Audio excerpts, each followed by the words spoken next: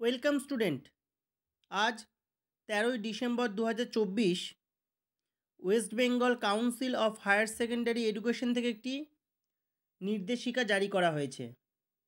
এই নির্দেশিকাটি তোমরা যারা ক্লাস 11 তোমাদের জন্য, এবং তোমরা যখন আগামী বছর ক্লাস 12-এ উঠবে, আর এবছর মানে 2025-এ যারা মাধ্যমিক পাশ করে উচ্চ মাধ্যমিক সেকশনে ক্লাস 11-এ অ্যাডমিশন নেবে তাদের জন্য। অর্থাৎ এক কথায় যদি বলতে হয়, এই নোটিফিকেশনটি উচ্চ মাধ্যমিকের সেম 1, সেম 2, সেম 3 এবং সেম 4 এই যে 4টে সেমেস্টার, এই 4টে সেমেস্টারের জন্য। এখন বর্তমানে ক্লাস 11-এর সেম 2 চলছে, তোমরা আগামী বছর সেম 3 এবং সেম 4-এর স্টুডেন্ট হবে। বেশ কিছু সাবজেক্টের অর্থাৎ সেম 1, সেম 2, সেম 3 এবং সেম 4 প্রত্যেকটি সেমিস্টারে কোনো না কোনো সাবজেক্টের সিলেবাসের কিছু পরিবর্তন আনা হয়েছে।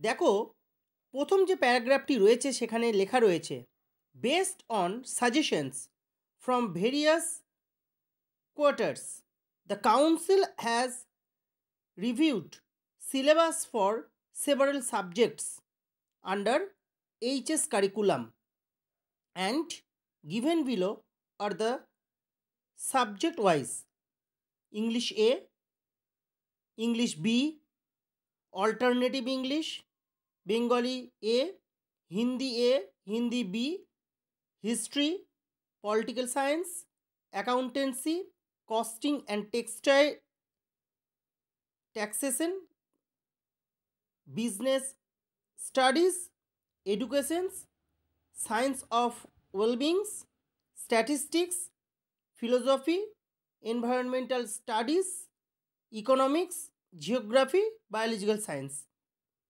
অর্থাৎ এই কিছু কিছু সাবজেক্টের হয় কারো ক্ষেত্রে সেম 1, কারো ক্ষেত্রে সেম 2, কারো ক্ষেত্রে সেম 3, কারো ক্ষেত্রে সেম 4 বা কারো ক্ষেত্রে একের অধিক সেমের বিভিন্ন ইউনিটের, প্রত্যেকটা ক্ষেত্রে কিন্তু ইউনিট উল্লেখ করে দেওয়া হয়েছে। বিভিন্ন ইউনিটের কিছু কিছু ক্ষেত্রে নতুন করে কিছু ইনক্লুড করা হয়েছে, অথবা যে সিলেবাসটি পাবলিশড করা হয়েছিল সেই সিলেবাস থেকে কিছু না কিছু এক্সক্লুড করা হয়েছে। বা এমনও হতে পারে যে কোনো একটি টপিক, কোনো একটি ইউনিটের কোনো একটি চ্যাপ্টার কার আগে ঢুকছে বা কার পরে ঢুকছে সেটাও উল্লেখ করে দেওয়া হয়েছে। আমি যদি তোমাদেরকে বায়োসায়েন্সের ক্ষেত্রে দেখাই, তাহলে দেখতে পাওয়া যাবে যে কয়েকটা জিনিস শুধু ইনক্লুড হয়েছে, একদম শেষে রয়েছে। তোমরা কাউন্সিলের ওয়েবসাইটে গিয়ে সেখান থেকে এটাকে ডাউনলোড করে নিতে পারো। আমি শুধু বায়োলজিক্যাল সায়েন্সটাকে একটু নিয়ে যাচ্ছি, নিচের দিকে রয়েছে একদম শেষের দিকে। এখানে বিভিন্ন সাবজেক্টের বিভিন্ন ইউনিট এবং সেই ইউনিটের বিভিন্ন চ্যাপ্টার কিন্তু উল্লেখ করে দেওয়া আছে। আমি একেবারে শেষে চলে যাচ্ছি। এমনকি কিছু কিছু সাবজেক্টের ক্ষেত্রে আমি লক্ষ্য করেছি, পুরোটা এখানে দেখানো সম্ভব নয়, কিছু কিছু ক্ষেত্রে প্রজেক্টেরও চেঞ্জ এসছে, আবার কিছু কিছু ক্ষেত্রে প্র্যাকটিক্যালেরও চেঞ্জ এসছে।